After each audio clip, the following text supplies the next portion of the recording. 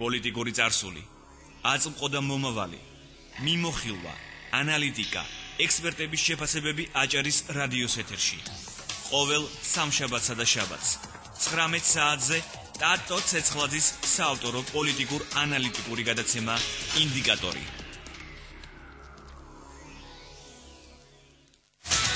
ეთერშია გადაცემა ინდიკატორი. საღამომშვიდობისა ეთერშია გადაცემა ინდიკატორი. პირდაპირ ეთერში მუშაობას ჟურნალისტი ტატო ცეცხლაძე და ხმის ოპერატორი ინგან არჩემაშვილი ვიწყებთ. პირდაპირ ეთერში სტუდიაში პოლიტოლოგი ნინო ჩხეტია არის.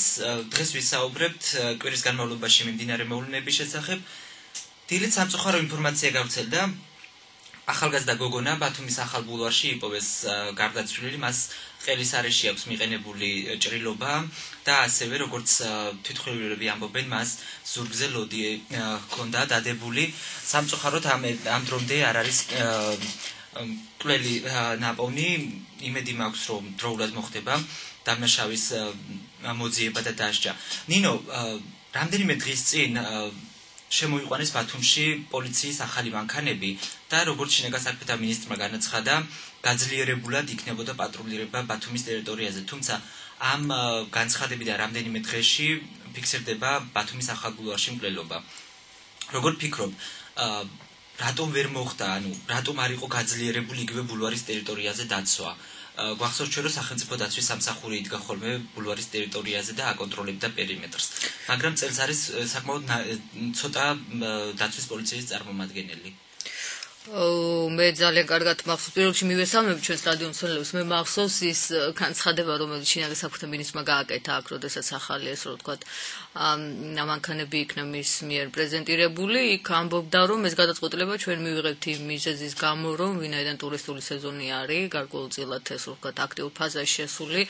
სწორედ ესეთი ტიპის ვთქვათ კრიმინალური ვითარება გარკვეულწილად მათ მიერ ყოფილიყო რეგულირებადი. შესაბამისად თუ ვთქვათ შინაგან საქმეთა მინისტრს ჰქონდა ეს გადაწყვეტილება მიღებული და ეხებოდა ტურისტულ ეს ვთქვათ სეზონს, ბუნებრივია ყველაზე აქტიურად რა თქმა უნდა შინაგან საქმეთა მინისტროს მხრიდან გარკვეული ობიექტების შერჩევის დროს უნდა ყოფილიყო ბულვარის ტერიტორია, როგორც ძველი ისე ახალი ბულვარის ტერიტორია აღებული ობიექტად. მე ვფიქრობ დაცვის თვალსაზრისით, გაძლიერების თვალსაზრისით რატო არ იყო ვთქვათ იქ პოლიციის თანამშრომლები გარკვეულწილად დიდი რაოდენობით წარმოდგენილი, ხა მე გამიჭირდება ალბათ, იმიტომ რომ ზუსტად როგორც ჩანს შინაგან საქმეთა სამინისტრომ და ადგილობრივმა სამმართველომ არ მიიღო სწორი და ადეკვატური გადაწყვეტილება, იმიტომ რომ აბსოლუტურად ბუნებრივია, როდესაც არსებობს ესეთი დიდი საზოგადოებრივი თავშესხმის ადგილი, ყველაზე ხშირი, რა თქმა უნდა, ბუნებრივია უნდა იყოს ეს ტერიტორია დაცული გარკვეულწილად, იმიტომ რომ აქ ხდება, ასე ვთქვათ, საზოგადოების დიდი ნაწილის, ვთქვათ, კონცენტრაცია,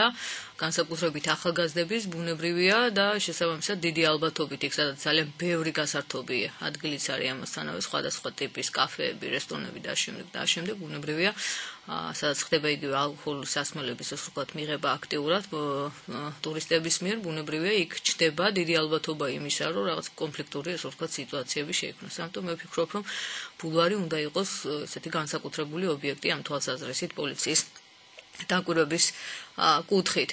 რაც შეეხება თვითონ აი ამ ფაქტს, ეხლა როგორ არის იცით, რომ თუმცა ერთი ძალიან საინტერესო მომენტია ქალაქში საპატრულო პოლიციის ახალ მანქანებს ძალიან აქტიურად ხედავ. ეს პატარა მე არ ვიცი ხა მანქანას რა ქვია, ასევე უფრო პატრულირება უფრო გაძლიერებულად არის. ეს არის ქალაქის შიდა ტერიტორიაზე.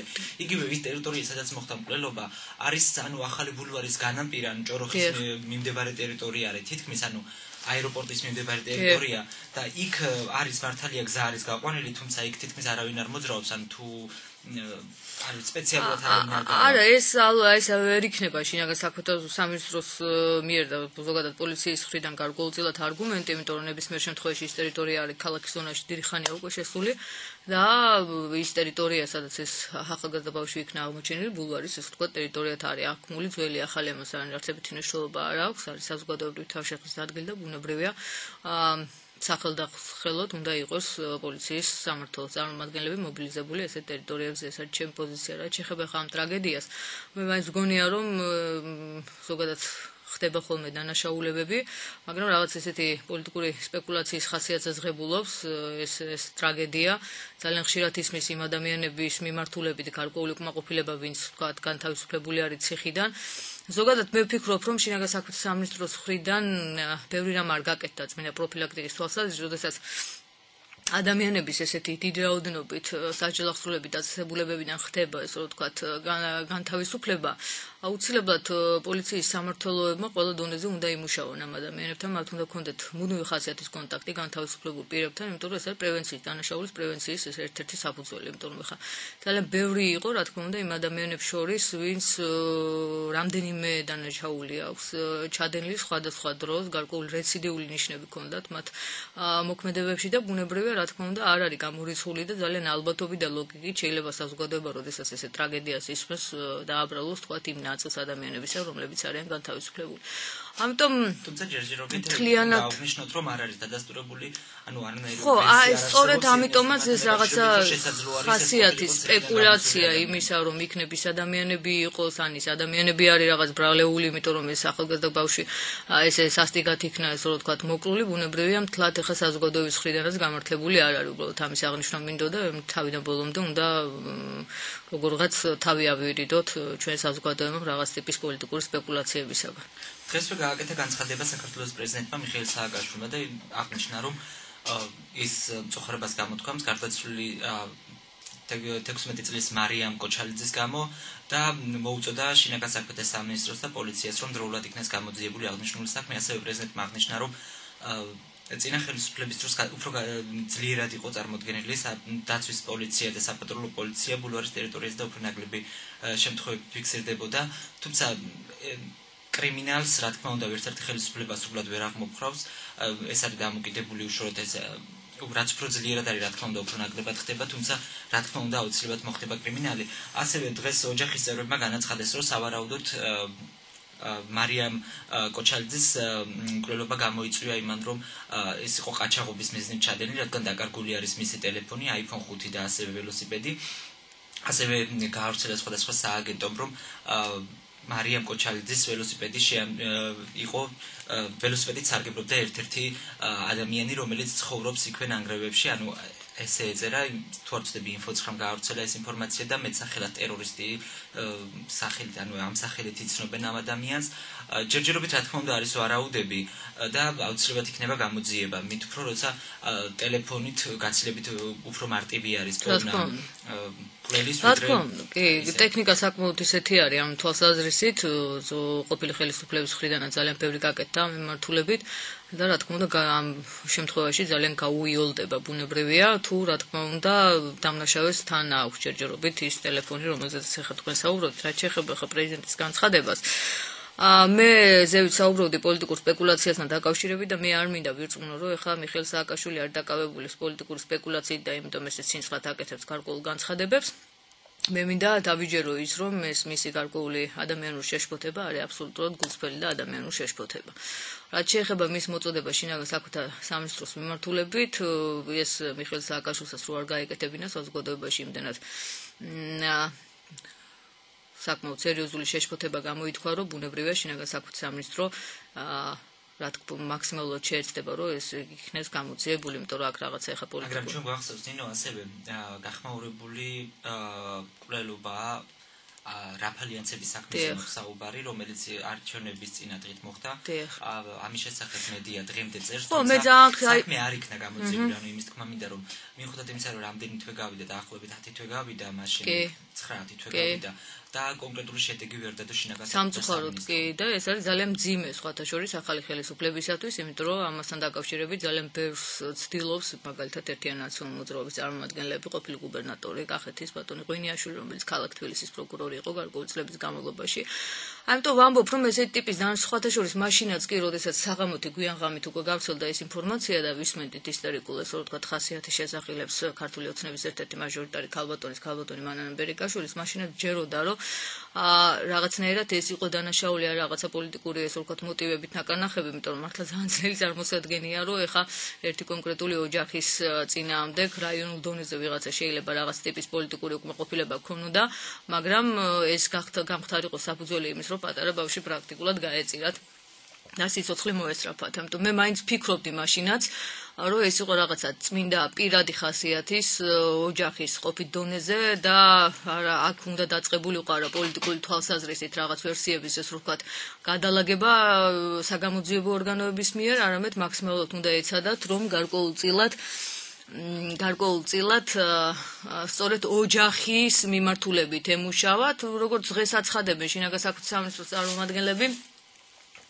დაკარგულია მთელი რიგი ეს რო ვთქვათ მტკიცებულებები, არც ეს არის გამორიცხული, იმიტომ რომ იცით რა არის ესეთი მძიმე დანაშაულის გახსნის პერიოდში, როდესაც საქმე მკვლელობასთან არის პრაქტიკა როგორც ესეთი წესია, რომ ყველაზე მნიშვნელოვანი პერიოდი საგამოძიებო ორგანოებისათვის არის უკვე დანაშაულის ადგილი. ყველაზე მნიშვნელოვანი, რომელიც ძალიან ბევრ რაღაცაზე მეტყველებს, ძალიან ბევრ მტკიცებულებას შესაძლოა ტოვებს და როდესაც ეს დანაშაულის ადგილის ეს რო ვთქვათ შესწავლა იმ პერიოდისათვის არ მოხდა როგორც ჩანს, ჯეროვნად სამწუხაროდ რაღაც ტიპის მტკიცებულებები სრულებითაც არ გამორიცხავ, რომ გაბნეული იყოს. მაგრამ ყველაზე მძიმე რაფალიანცის საქმის გამოძიება მე კიდევ ვიმეორებ არის ალა ძველი ხელისუფლებისთვის, არამედ ახალი ხელისუფლებისთვის, იმიტომ რომ სამწუხაროდ იმიტომ ვამბობ ესეთი ტიპის ტრაგედიები არ შეიძლება ადამიანებმა ესე უეცრად გამოიყენონ პოლიტიკური სპეკულაციისთვის. ქართული ოცნები და განსაკუთრებით ქალბატონი ბერიგაშვილის წარმოუდგენელი შეიძლება ადამიანურად ეხლა მას რაღაც ემოციები დაუეუფლა, მაგრამ სრულიად უადგილო ისტერიკა გახდა იმის საფუძველი, რომ დღეს მართლაც არის ადამიანების ჯგუფი, რომელიც თვლის, რომ რაფალიანცის ეს რო ვთქვათ მკვლელობა რაღაც პოლიტიკური მოტივებით იყო ნაკარნახები.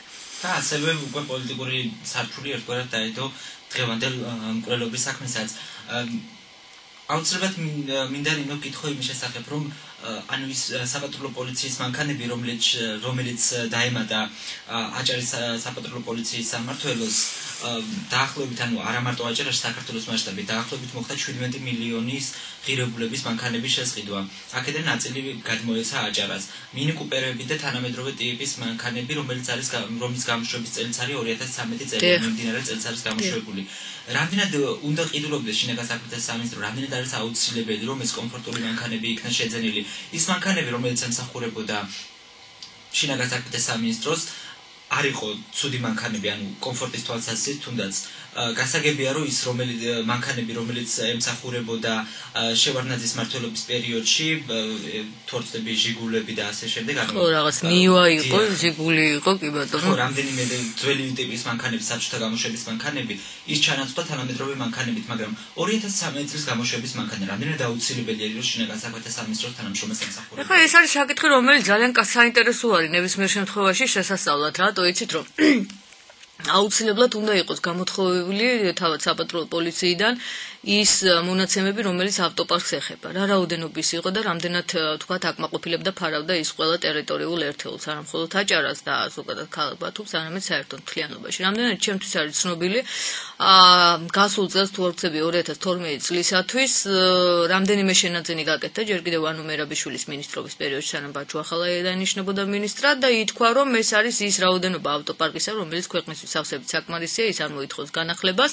რამდენიმე მანქანა იყო ავტოავარიის შედეგად პრაქტიკულად დაზიანებული და იქ ითქვა, რომ ეს მანქანები პრაქტიკულად არ ექვემდებარება არანაირ, ასე ვთქვათ, ხელახალ გარკვეულ ეგრეთ წოდებულ რემონტს, როგორადაც ავტომანქანების შემთხვევაში. ეხლა მე პირადად როგორც მოქალაქე რაღაცას გეტყვით, ეხლა მე ავტომანქანების საკითხში დიდი სპეციალისტი არა ვარ, უბრალოდ ეს მინი კუპერები, როგორადაც თქვენ ამბობთ, როდესაც პირველად დავინახე, გუწბელად გეტყვით, რომ ფიქრობ, რომ ეს არ არის ის მანქანები, რომელიც უნდა გყავდეს პოლიციას, ალბათ, იმიტომ რომ არ მგონია, რომ ის ეხლა პრაქტიკულად გამოსაყენებელი იყო. შეიძლება ქალაქის თვალსაზრისით, მაგალითად თბილისის შემთხვევაში შეიძლება გაცილებით უკეთესი იყოს, იმიტომ რომ იქ არის.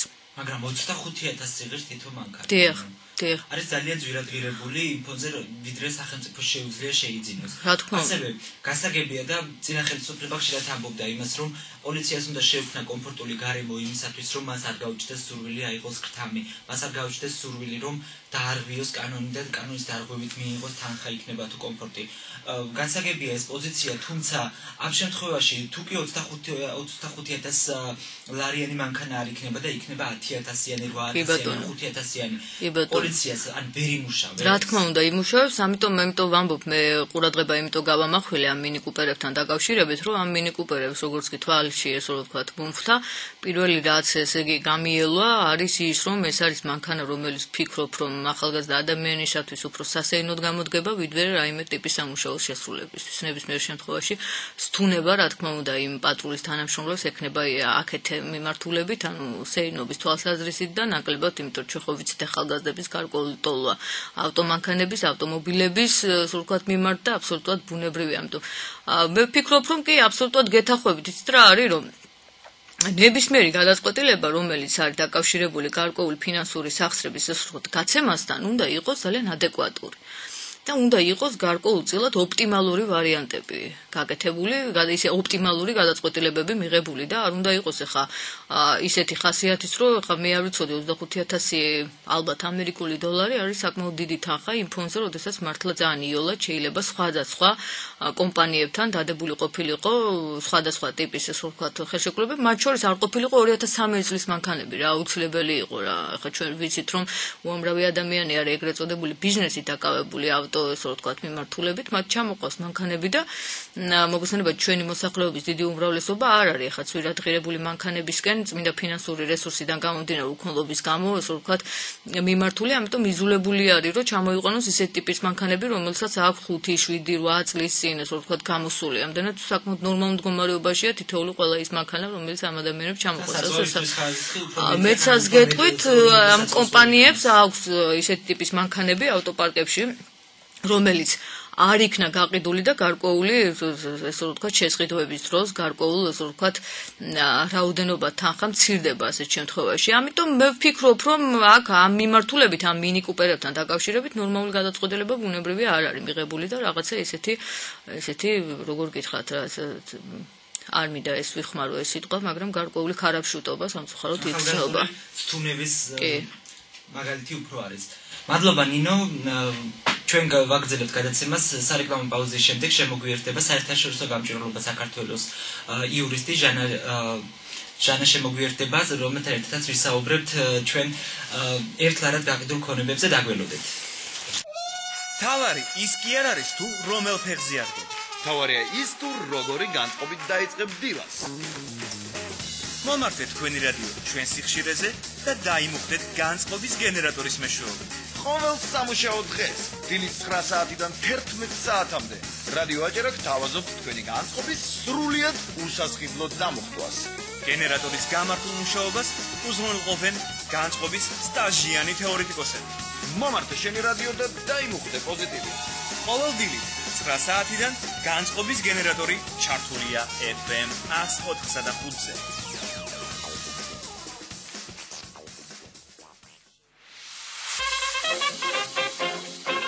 დაკვირტული კვირა გქონდა? ესე იგი, კარგი დასვენება გჭირდება. მომართე რადიო მიმღები 104.5-ზე და შეიქმნენი ვიკენდისთვის შესაფერისი განწყობა. დილიდან. ყოველ შაბათ კვირას 10-დან 12 საათამდე. გადაცემაში ვიკენდის დილა.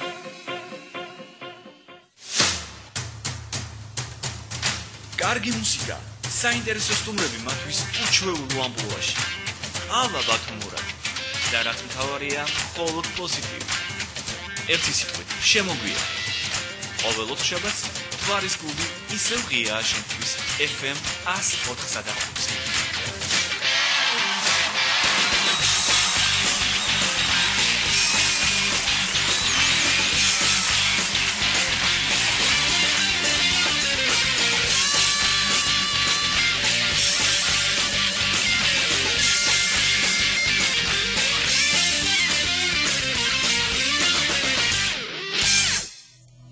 რადიო აჯარა წარმოგიდგენთ. აჯარაში მოქმედი არასამთავრობო ორგანიზაციების ერთობლივ პროექტს საზოგადოების ხმა. დემოკრატიის განვითარება, ადამიანის უფლებების დაცვა, არჩევნები, გარემოს დაცვა, სამოქალაქო ჩართულობის განვითარება. ყოველ ოთხშაბათს 19 საათზე რადიო აჯარის პირდაპირ ეთერში FM 104.5-ზე. გადაცემა საზოგადოების ხმა. FM 104.5. პოლიტიკური წარსული, აწმყო და მომავალი, მიმოხილვა, ანალიტიკა, ექსპერტების შეფასებები აჭარის რადიოს ეთერში. ყოველ სამშაბათსა და შაბათს 19 საათზე ტატო ცეცხლაძის საავტორო პოლიტიკურ-ანალიტიკური გადაცემა ინდიკატორი.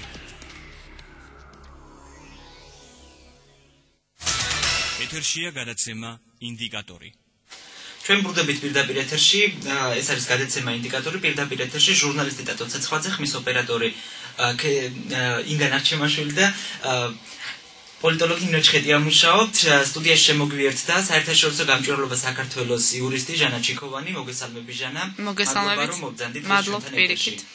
ჩვენ გადაცემის ამ ნაწილში ვისაუბრებთ ერთმანეთთან მოლაპარაკების გზით გაყიდულ ქონებების შესახებ, ასევე ვისაუბრებთ ერთლარად გასხვისებულ ქონებებზე.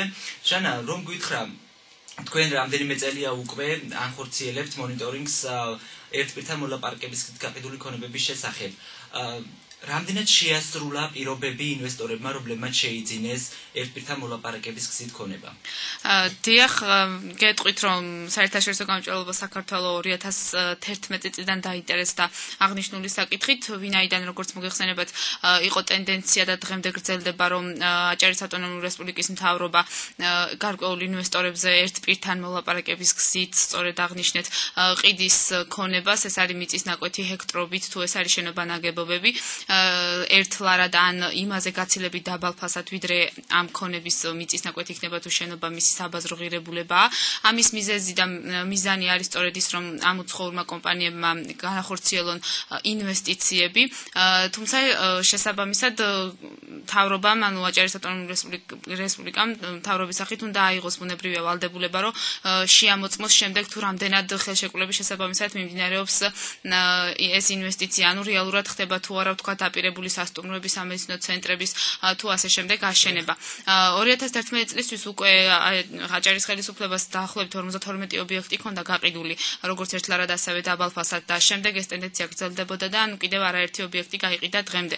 დაახლოებით 2012 წლის შუა თვეებში ჩვენ ერთხელ მონიტორინგი გავაკეთეთ თუ რა მდგომარეობაში იყო ეს შესრულება ინვესტიციები და მაშინ აღმოჩნდა, რომ უმრავლესობა მათგანს ხელშეკრულება შესრულებული არ ჰქონდა, ზოგიერთ ინვესტორს საერთოდ დაწყებული არ ჰქონდა მშენებლობა, ხოლო ზოგიერთს მინიმალური ჰქონდა გაკეთებული იმოლდებულებებიდან, რაც უნდა შეესრულებინა. ანუ თქვათ ეს იქნებოდა აბრა თუ თქვათ საძირკველი იყო ზოგიერთ ადგილზე ჩადგილი, ხო, ზოგიერთ ობიექტზე საინფორმაციო დაფაც არ იყო დიახ გამოქვეყნებული. შესაბამისად დღემდე ეკონომიკის სამინისტროს პოზიცია იყო ასე ვთქვათ უყურადღება, ანუ არავით არის ქმედითი ბერკეტი მათ არ გამოუყენებიათ, თუმცა უკვე 2013 წელს ეკონომიკის სამინისტრომ იმ ინვესტორებთან დადებული ხელშეკრულებები, რომლებსაც არ ჰქონდათ არანაირი ვალდებულება შესრულებული, ანუ სამშენებლო სამუშაოები არც კი დაუწყიათ და გააუქმა დადებული ხელშეკრულებები მათთან. ამას ვისაუბრებ, ჟანა, თუ ჰქონდა წინა ხელისუფლებას დასაბუთება, თუ რატომ იყიდებოდა დაბალ ფასადთან ერთლარად ქონება.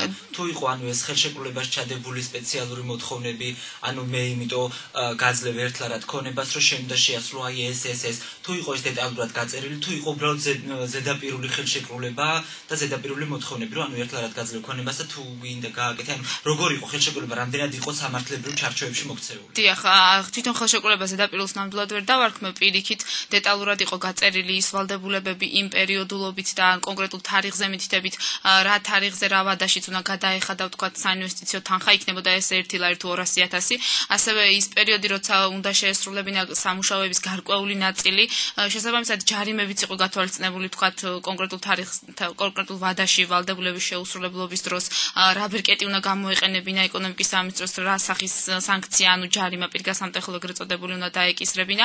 ანუ აღნიშნული კუთხით ხელშეკრულებები იყო, რა თქმა უნდა, სამართლებრივად გამართული. სწორედ მიზანი ამ ერთპირთან მოლაპარაკების გზით კონკურსის წარმართვის იყო სწორედ ის, რომ იმის ფასად, რომ თქვათ იაფად და თუნდაც ერთლარად მიწას ვყიდით ინვესტორს უნდა შეესრულებინა იქ თქვათ აეშენებინა სასტუმრო, აეშენებინა პარკი, საზოგადოებრივი დანიშნულების თქვათ საჩოგბურთო მოედნები, სამედიცინო ცენტრი და ასე შემდეგ. თუმცა ორგანიზაცია საერთაშორისო გამჭვირვალობა საქართველოს მაშინ მიუთითებდა რისკებზე, რომ ეს ძირითადად იყო კომპანიები, რომლებიც ოფშორულ ზონაში იყვნენ რეგისტრირებულები და რომლებიც რეგისტრირდებოდნენ რამდენიმე დღით ადრე მანამ, ვიდრე შეიძენდნენ აჭარის მთავრობიდან ქონებას. ანუ ეს რისკები იყო დაკავშირებული იმასთან, რომ არ ვიცო, ანუ აჭარის მთავრობისთვის უცნობი იყო და ვერც იქნებოდა ცნობილი, ვთქვათ, ამ კომპანიის უკან ვინ იდგა, სახელს და გვარს ბუნებრივია ხვდებით, რომ მნიშვნელობა არ აქვს, ვთქვათ, რა ფინანსები იყო, რამდენი წლის კომპანია, რა სამუშაო გამოცდილება ქონდა, რა გარანტიები, დიახ, ანუ ეს ბუნებრივია არ არსებობდა, იმიტომ რომ როგორც გითხარით, ძალიან რამდენიმე დღით ადრე შექმნილი კომპანიებთან დებდა აჭარის მთავრობა. სტატისტიკურად როგორ არის ხელშეკრულებას? ანუ უფრო ქართული კომპანიები მონაწილეობენ თუ უფრო უცხოური კომპანიებია? ძირითადად ეს იყო უცხოური კომპანიები, რომლებიც როგორც გითხარი, რეგისტრირებული იყვნენ ოფშორ ზონებში, ანუ ამ კომპანიების უკან ასე ვთქვათ დირექტორები, ხელმძღვანელები ვინც არიან, ესენი არიან უცხოელი პირები, უცხოური სახელი და გვარი, თუმცა რეგისტრაცია მათ ჭირდებოდათ საქართველოში და თვითონ კომპანია რეგისტრირდებოდა ქართულ მისამართზე, ანუ საქართველოში რეგისტრირებული კომპანიები ყიდულობდნენ ამ ქონებას. დიახ, და თუ გაქვს სტატისტიკა დაახლოებით რამდენ პროცენტმა არ შეასრულა ან საერთო გაყიდვებიდან რამდენ პროცენტმა არ შეასრულა? დიახ, ჩვენ პერიოდულად ვამოწმებთ, როგორც გითხარით, ამ პროცესს ვადევნებთ თვალყურს და ამ წუთას შემიძლია გითხრათ, რომ უმრავლესობა ამ ინვესტიციებისა სრულყოფილი სახით არ არის შესრულებული. სწორედ ამან გამოიწვია ის, როგორც გითხარით, რომ გაუუქმა ეკონომიკის სამინისტრომ მათ ხელშეკრულება, თუმცა რა თქმა უნდა ზოგიერთი მათგანი შესრულდა და ეს თავისთავად კარგი ფაქტია, თუმცა ჩვენ აქ პრობლემებზე ვსაუბრობთ და ამიტომ თქვათ აქცენტი კეთდება იმაზე, რომ რომელიღაცა ინვესტორმა არ შეასრულა ხელშეკრულება და ამის შედეგად როგორ იქცევა აჭარის ხელისუფლება, ანუ რა კონტროლის რა მექანიზმს იყენებს ან პასუხისმგებლობას როგორ აკისრებს. უმრავლესობა მათგანი არ არის დღეს შესრულებული. ზოგიერთი მათგანი ეხება სიტუაციას, რომელიც უკვე დასრულებულიც კი უნდა ყოფილიყო და დაწყებულიც კი არ არის. ასეთი შემთხვევებიც არსებობს. დიახ, და შენ საუბრობდი იმაზე, რომ იყო ხელშეკრულებაში ასევე დაჯარიმების მუხლიც. თუ გამოიყენა წინა ხელისუფლებამ დაჯარიმება კონკრეტული კომპანიების მიმართ და ანუ როგორ არის, ანუ ახალ მთავრობამ უფრო მეტი კომპანია დააჯარიმა თუ წინა ხელისუფლებამ, ანუ როგორ იყო, თუ იყო ქმედითი წინა ხელისუფლება დარღვევების მიმართ? მოდით ასე ვთქვათ, ახალი ხელისუფლების დროს ჯერჯერობით მე არ მაქვს ინფორმაცია, ანუ კონკრეტულად არ მომხდარა განხილვა მთავრობაში იმის, რომ ვთქვათ, ახალი ხელისუფლების დროს ეკონომიკის სამინისტრომ რომელიმესთან გააუქმა ხელშეკრულება. ის რა ხელშეკრულებებიც ეკონომიკის სამინისტრომ გააუქმა ინვესტორებთან დადებული ყველა ეხება ძველი ხელისუფლების პერიოდს.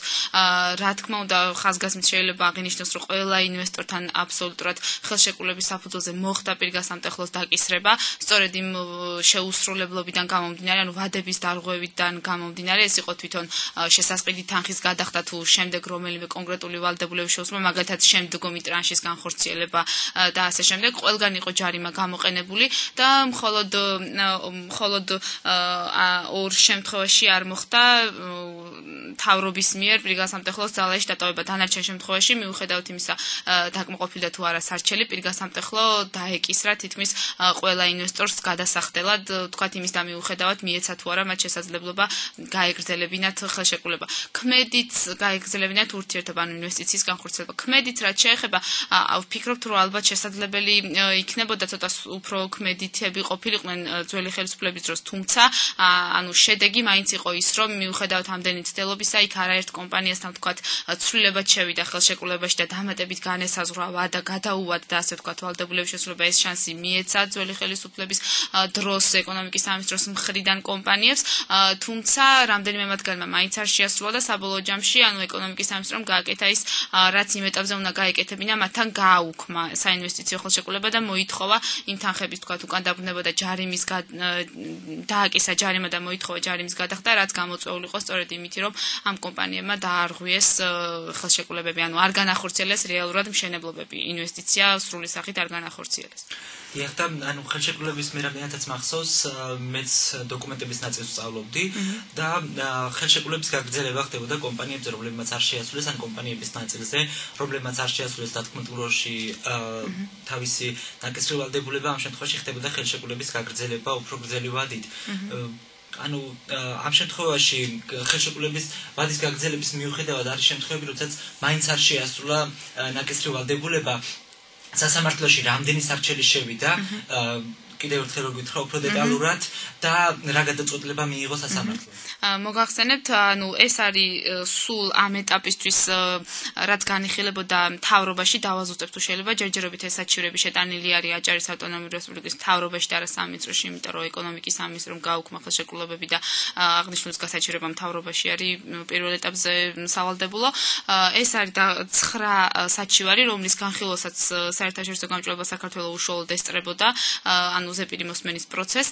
Ამ 9 საჩივარიდან ერთ-ერთი ორი სწორედ ისეთი კომპანია იყო, რაზედაც ამ წუთას თქვენ მიუთითეთ, ანუ არაერთხელ მიეცა შესაძლებლობა კომპანიას, უცხოურ კომპანიას, რომ გადავადებით დრო შეცვლილიყო ვადა, ანუ მიეცა დამატებით, რომ შეესრულებინათ ეს ინვესტიცია და საინვესტიციო ვალდებულებები, თუმცა მიუხედავად ამისა, მათი მხრიდან არ მოხდა ინვესტიციების განხორციელება და სწორედ ამიტომ ეს ორი შემთხვევა გვაქვს ისეთი, როცა საჩივარი, ანუ ინვესტორის საჩივარი არ დაკმაყოფილდა. ეს იმას ნიშნავს, რომ ანუ ამ ორი ინვესტორ კომპანიას არ მიეცა შესაძლებლობა საინვესტიციო ურთიერთობა გაეგრძელებინა და მას დარჩა ვალდებულებად გადაიხადოს როგორც ჯარიმა, ასევე თქვათ ნაწილი შესასრულებელი ნასყიდობის ფასისა, რომელიც უნდა გადაიხადა მიწის ნაკვეთში. ეს ერთი იყო, ცოტას დავაკონკრეტებ თუ მომცემ შესაძლებლობას, ერთი იყო სამედიცინო ცენტრი და ერთი იყო ერთ-ერთი ჰოლდინგური კომპანია, რომ მაგალითად ამ ეტაპზე ამ სამედიცინო ცენტრს ლიცენზიაც კი არ ქონდა მოპოვებული, არათუ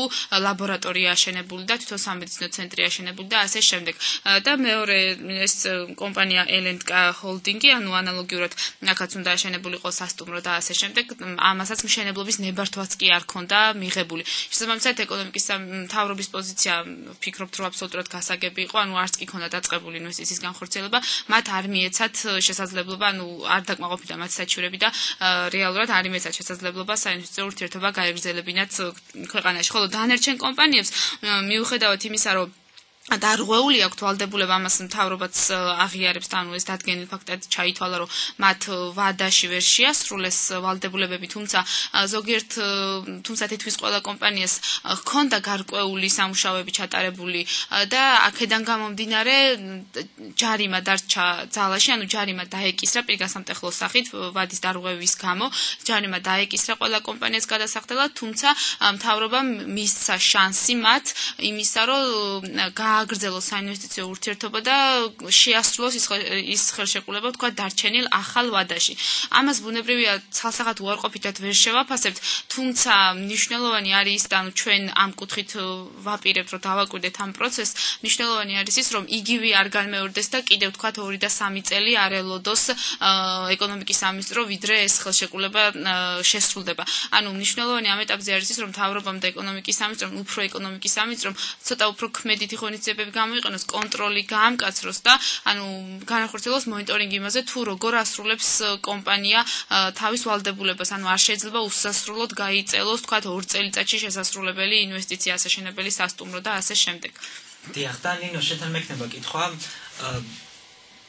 ჩვენ არაერთხელ გვესმოდა წინა ხელისუფლების დროს, რომ ძალიან ბევრი ინვესტორი იყო დაინტერესებული აჭარაში ინვესტიციების დაბანდებით, ასევე გვესმოდა ხშირად, რომ ერთლარად ხდებოდა ქონების გასხვისება ძალიან დაბალ ფასად და ამ დროს უკვე სამართლებრივი ჩარჩოებიდან გამოდის ეს ყველაფერი, ანუ არ ხდება ხელშეკრულების პირობების დაცვა, ხდება დარღვევები, ანუ თან ასევე სახელმწიფო იღებს ზარალს, იმიტომ რომ რამდენიმე ათასიან ან მილიონიან ღირებულების ქონებას გასცემს ძალიან იაფად. რამდენად ზის ეს სამართლებრივი ჩარჩოები და ვისი პასუხისგებლობაზე შეიძლება ვისაუბროთ ამ შემთხვევაში? ხო, პასუხისგებლობაზე ცოტა ძალიან რთულია, იმდენად კანონიერი არის გარკვეულწილად ყოფილი მთავრობის მიერ ამ გადაწყვეტილებების მიღება, იმიტომ რომ მოგხსენებათ პრაქტიკულად რაღაც გამონაკლისი დაიშვა და ვაჭრობის მთავრობის თავმჯდომარეს მიეცა ეს გარკვეული ესეთ ტიპის უფლებამოსილება, ამდენად ეხლა აბსოლუტურად კანონიერი არის. ბუნებრივია აქ იცით როგორ არის, არ შეიძლება ეხლა რაღაცა ერთშორად უარყოფითად შეაფასო ყველაფერი, იმიტომ რომ გარკვეული ობიექტური საფუძველიც ქონდა ამას, ეს ჯდებოდა გარკვეულწილად საქართველოს ყოფილი ხელისუფლების ცალკეული სტრატეგიით, რეგიონის განვითარების თვალსაზრისით და ბუნებრივია, როდესაც არსებობს რაღაც ტიპის უძრავი ქონება, რომელიც არ არის მანდ-ამაინც თქვათ დაწვრთული კომერციული თვალსაზრისით, ბუნებრივია, რომ იქ ინვესტიციის განხორციელება არის ძალიან მომგებიანი რეგიონისთვის და ზოგადად ქვეყნისთვის, მაგრამ რამდენად ზუსტად ხდებოდა გარკვეულწილად ამ ინვესტორების ეს ვთქვათ შეფასებები და მათი შესაძლებლობების ეს ვთქვათ შეფასებები, ეს არის მეორე საკითხი და ამიტომ გვაქვს პრაქტიკულად ეს სავალო შედეგი, რომელიც ახლა არის დადებული 20 მეტი არის როგორც ჩანს ინვესტორთან გარკვეულწილად შეჩერებული ეს ხელშეკრულებები თუ არ ვწდები და ბუნებრივია ეს შედეგი არის იცით როგორ არის აქ ერთი რაღაცა არის ჩვენ ინვესტიციებთან დაკავშირებით საუბრობდით. ეხლა ეს დავა რომელმაც მიიღო რაღაცა ადმინისტრაციული სამართალო წარმოების წესი და აჭარის მთავრობის თავმჯდომარის მიმართულებით ხდება ამ საჩივრების სრულად განხილვა. მე მაინც გონია რომ პერსპექტივა აქვს ძალიან ბევრ ძალიან ცოტა, იმიტომ რომ აქ გაისმა ოფშორ ზონებში დარეგისტრირებული კომპანიები, ძირითადი ნაწილი პრაქტიკულად ჩვენს რეგიონში ინვესტიციებისა იყო თურქული ინვესტიციები, იყო რაღაც პერიოდიკა, როდესაც შემოვიდა ყაზახური ინვესტიციები, თუმცა ყაზახებს შემდეგ რაღაც ტიპის мотиваციები დაეკარგა, პრაქტიკულად რეგიონის მთავარი ინვესტორი ამ შემთხვევაში იყო თურქეთი, საქართველოში მეორე ადგილზე იყო რუსეთი, მაგრამ რუსეთი ჩვენთან ნაკლებად. ყველა სხვა დანარჩენი ინვესტიცია, რომელიც აი მოდიოდა ოფშორული ზონებიდან, ეს არის საყოველთაოდ ცნობილი ძალიან საიჭრო ტიპის ინვესტიციები. და ძირითად შემთხვევაში ამ ინვესტიციების უკან, ანუ ამ ფულის უკან, სამხოშოთ რო ვთქვათ, იყო არა რაღაც უცხოელი ინვესტორები, არამედ ხშირად მაინც გამოდის ადამიანთა ის ჯგუფი, რომელიც აქ ადგილზეა ქვეყანაში. ხა იქიდან გამომდინარე, მე რატო ვამბობ, რომ დიდ ნაწილს არანაირი პერსპექტივა არ აქვს, იმდენ შეცვლილია პოლიტიკური ვითარება, რომ გარკვეულწილად თუ ამ ოფშორული, ესე რომ ვთქვათ, ზონებით დაინტერესებული იყო ამ ზონებით გამოყენებით დაინტერესებული იყო ყოფილი ხელისუფლების წარმომადგენლები, ბუნებრივია მათ ახლა აღარანაირი ინტერესი აღარ ექნებათ გარკვეულწილად ის ფინანსური რესურსები, რომელიც მათ ჰქონდათ ოფშორებში გადატანილი, ისევ დააბრუნონ უკან ქვეყანაში და გარკვეული სამეწარმეო საქმიანობა განახორციელა. ამიტომ დიდი ნაწილი პრაქტიკულად მე მგონია, რომ იქნება ესე დარჩენილი. ამიტომ მე აბსოლუტურად ვეთანხმები, რომ ეკონომიკის სამინისტროს მიერ ამ შემთხვევაში უკვე ხელშეკრულებების გადახედვის, ესე რომ ვთქვათ, მდგომარეობაში მაქსიმალურად უნდა შეეცადოს, რომ ძალიან სკრუპულოზულად გაიწეროს. ერთი არის ინვესტიციას, როდესაც ახორციელებს რომელიმე კერძო კომპანია, იქ ძალიან საფეხურებრივად უნდა გაიწეროს ის კონკრეტულად სად, როგორ, რა ეტაპზე გარკვეულწილად დებს თანხას, რომ ამან არ მიიღოს რაღაცა აბსტრაქტული ხასიათი. დიახ, და ჟანად რაღაც დაგება. დიახ, ერთ დადებით ტენდენციაზე მინდა მივუთითო, თუ თქვათ ადრე როგორც აღნიშნე, ერთ პირთან მოლაპარაკების გზით ყიდდა ეკონომიკის სამინისტრო ქონებას უცხოელი ინვესტორებზე ოფიციალურად. ახლა მაგალითად მსგავსი საკითხები გეგმება, დეტალური ინფორმაცია ამ ეტაპისთვის არ გვაქვს, თუმცა გადაწყდა, რომ ეს მოხდეს არა მხოლოდ კონკრეტული პირების შერჩევით და შემდეგ თქვათ მოლაპარაკებით, რომელიც არავისთვის საჯარო არ იყო და ვერავინ ვერ გებულობდა თუ ვინ იყო, რამდენი კომპანია იყო მსურველი ინვესტიცია განახორციელებინა. პირდაპირ მნიშვნელობით კონკურსი არა, მაგრამ ცხადდება, ასე ვთქვათ, ამის შესახებ ქვეყნდება, საჯარო ხდება ინფორმაცია. შემდეგ უნდა დაელოდნონ ამ განცხადებების მიღებას თუ ვის აქვს სურვილი ეს ქონება შეისყიდოს და ვთქვათ რა ფასად და რა პირობებით. ანუ ასე ვთქვათ, საჯარო ხდება, დიახ. ხო, ერთპიროვნული ხასიათის აღარ იქნება. დიახ. როგორ ფიქრობთ? ხო, ანუ ეს ჯერ არ არის ჩამოყალიბებული ფორმა და მე არ შემიძლია ამ თუდას გითხრათ თქვენ კონკრეტულად ამას კონკურსი ქვია თუ ასე შემდეგ, მაგრამ თქვათ უფრო მინიმუმამდე დაყავს იმის რისკი, რომ რაღაც ელიტარულ კორუფციასთან ან მსგავსაკითხთან გვექნება ჩვენ საქმე, ანუ მინიმუმ იმას მაინც შევხედავთ, თქვათ ვინში რომელმა კომპანიებმა შეიტანეს განაცხადი და თქვათ იმას დავაკვირდებით ამ კომპანიებიდან ვინ რა პირობებს აკმაყოფილებდა და რამდენად ობიექტურად მოიგო შემდეგ გამოცხადებული კონკურსი თუ რაც იქნება. დიახ, და აქვე ჩაგეკითხები ჟანა, რამდენად უნდა გქონდეს აჭარის მთავრობის თავმჯდომარეს უფლება, რომ ერთ პირთან მოლაპარაკების გზით ხელშეკრულება გააფორმოს ან ერთლარად გაყიდეს ქონება? სამართლებრივად ანუ უნდა იყოს მსგავსი?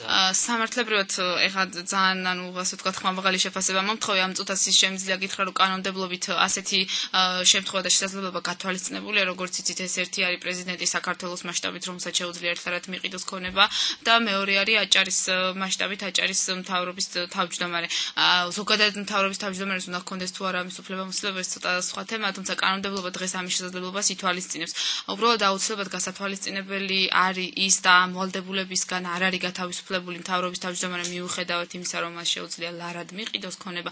ეს უნდა ხდებოდეს ქვეყნის ანუ ინტერესებიდან გამომდინარე.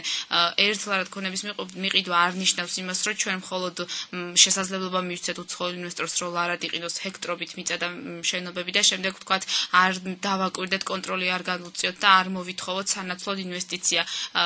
ეს ნიშნავს იმას, რომ დაბალ ფასად ვყიდით სწორედ იმ ტერიტორიებს, სადაც გვჭირდება ინვესტიციების განხორციელება და ვთქვათ განვითარება ამ ზონის შესაბამისად პოზიცია უნდა იყოს ის, რომ შესრულდეს ინვესტიცია ისე, როგორც მთავრობამ გადაწყვიტა. ანუ მიზანი უნდა იყოს არაერთლარად გაყიდვა, არამედ მიზანი უნდა იყოს ინვესტიციის განხორციელება, რომელიც ქალაქს ქვეყანას მოუტანს სარგებელს. წუთით ძალიან მოკლედ ვიტყვი, რომ აქ ეხა სამართლებრივად ამ უფლებამოსილების ქონა არ ქონასთან დაკავშირებით ვერავინ შეფასებას ვერ გავაკეთებ. ეს არის ნორმა არსებობს ამის შესრულების უფლება მას. სამართლებრივი საფუძველი არსებობს. აქ ცოტა სხვა ტიპით, სხვა კუთხით უნდა დავსვათ ალბათ. საკითხი რამდენად მიზანშეწონილია, ქვეყანაში ძალიან მნიშვნელოვანი უძრავი ქონების გადაცემის უფლება ჰქონდეს ერთ კაცს, რომელიც ერთპიროვნულად შეუძლია ძალიან მარტივად მიიღოს ეს გადაწყვეტილება, ხო? ამიტომ მე ვფიქრობ, რომ ცოტა ამ მიმართულებით არის შესაძლებელი და ეს ერთი კაცი საერთოდ შესაძლებელია, რომ შეიცვალოს ზოგადად თავრობის მთლიანად აი კოლეგიალური ორგანოს გადაწყვეტილების ქონით ან სხვა ტიპის რაღაცა გაკეთდეს და მართლაც ეს არ იყოს რაღაცა ერთპიროვნული გადაწყვეტილებების უფლებამოსილებებში მხოლოდ და მხოლოდ. ეს უკვე ცალსახად პოლიტიკის შემადგენელი ნაწილია, როგორ პოლიტიკასაც გადაწყვეტს ესა თუ ის რეგიონი, იმის დამიხედვით ვთქვათ ენიჭება უფლებამოსილებას. დიახ, და ჟანა, თუ გაქვთ ძაღლების დათვლი, რაოდენობის ზარალი მიადგა რეგიონს, ანუ ამ ერთლართან იაფად გაყიდული ქონებებით, ანუ იქიდან გამომდინარე, რომ ღირებულება საბაზრო აცილებით ძვირი არის, იგივე რომ თქვათ მაგალითად აი შერატონის ტერიტორია რო ავიღოთ, ხო, კვადრატული ღირსი იქ დაახლოებით $1500-დან $2000-მდე, თუმცა ხდებოდა გასხვისება იმ ტერიტორიის ერთ ლარათან $1. ანუ არ აქვს ამ შემთხვევაში მნიშვნელობა, ანუ ღირებულებაზე გაცილებით დაბალ ფასად ხდებოდა გაყიდვა. თქვენ ანუ აკეთებთ ამასთან დაკავშირებით ანგარიშს, ხო, საბოლოო ანგარიში როდის დაიდება თქვენი ანუ წლების მანძილზე განხორციელებული ამ გაყიდვების და დაახლოებით რა ზარალზე არის საუბარი თუ დიახ, ანუ ეს კონკრეტულად ზარალის კუთხით ჩვენ ჯერჯერობით არ გვიმუშავია, ჩვენ ჯერჯერობით ვახორციელებთ მონიტორინგს იმაზე თუ რამდენად სრულდება ეს საინვესტიციო ხელშეკრულებები, თუმცა წესი ვთქვათ, როგორ შეიძლება ზარალი დავითვალოთ, შეიძლება იყოს ის, რომ თუ გავყიდეთ იაფად ქონება და ინვესტიცია არ განხორციელდა, ეს ნიშნავს იმას, რომ არ შემოვიდა საპირისპირო მოგება, ხო, ასე ვთქვათ, ვერ ვნახეთ, ვთქვათ, არ განხორციელდა ინვესტიცია და შესაძლოა მოგება ვერ სარგებელი ვერ ვნახეთ. ძირითადად თანხის ნაწილი თითქმის ყველა ინვესტორს გადახდილი აქვს, ვთქვათ, მინიმუმ ნასყიდობას რაც შეეხება. ჯარიმები დაკისრებული აქვს და ანუ მისი გადახდის ვალდებულება ყველა შემთხვევაში არსებობს, ანუ და უნდა დავაკვირდეთ, ვთქვათ, შესრულდება თუ არა. თუმცა ის სადაც არ შესრულდა საერთოდ ინვესტიცია, ბუნებრივია, შეიძლება ჩაითვალოს, რომ ვიზარალეთ, იმიტომ რომ მოგება ვერ ვნახეთ. თუმცა კონკრეტულად ვთქვათ, ეს ნასყიდობის ფასი და ჯარიმები და ასე შემდეგ გარკვეული შემოსავალი, ანუ თანხა რეალურად არის, რაც მივიღეთ. თუმცა რა თქმა უნდა ამ მოგებას ღირებულება და ანუ რამდენიმე ანუ ჰექტარს ყიდიან ასე შემდეგ, ხო? რომელიც გაწყვეტი. დიახ, ანუ თვითღირებულება უფრო მეტი არის, ვიდრე ხდება რეალურად. დიახ, ეს რა თქმა უნდა დანაკლისია ამ ეტაპზე სახეზე გვაქვს და ალბათ სწორედ მაქედან გამომდინარე გადაწყვეტა ეკონომიკის სამინისტრომ გაეკეთებინა ის, რაც ადრე შეიძლება და გაეკეთებინა, გაეუქმებინა ეს ხელშეკრულებები. შესაბამისად, თქვათ, იქ სადაც გაუქმდა ხელშეკრულება, უკვე მესაკუთრე ისევ აჭარის ავტონომიური რესპუბლიკა რჩება და შესაბამისად, კვლავ მიეცემა მას შესაძლებლობა სწორი წესით, ანუ სწორი გათვლით და ასე შემდეგ განახორციელოს ინვესტიცია. ანუ ეს იქნება აქედან გამოსავალი. ჩვენ გარკვეული პერიოდი ალბათ დავაკვირდებით კიდევ ამ პროცესს, იმიტომ რომ კიდევ მიმდინარეობს საჩივრების განხილვა, საჩივრების შეტანა.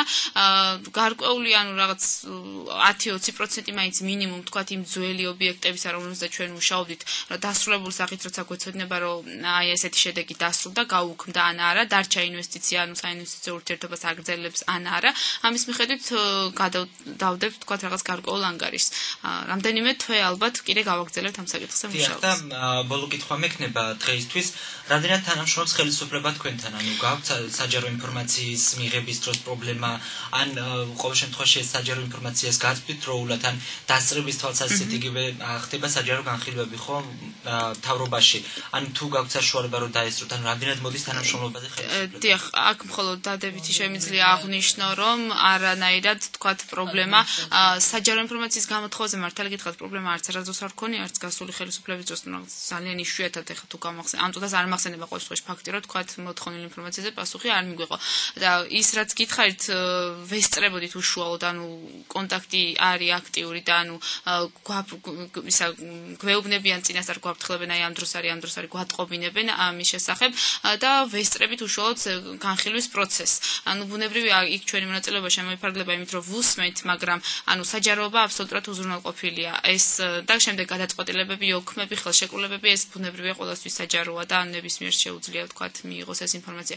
ჩვენ უშუალოდ მონაწილეობთ ამ პროცესში დასწრების კუთხით, ასე ვთქვათ. ძალიან დიდი მადლობა ჟანა რომ იყავით დღეს ჩვენი გადაცემის სტუმარი, დაველოდებით აუცილებლად თქვენი კვლევის შედეგებს.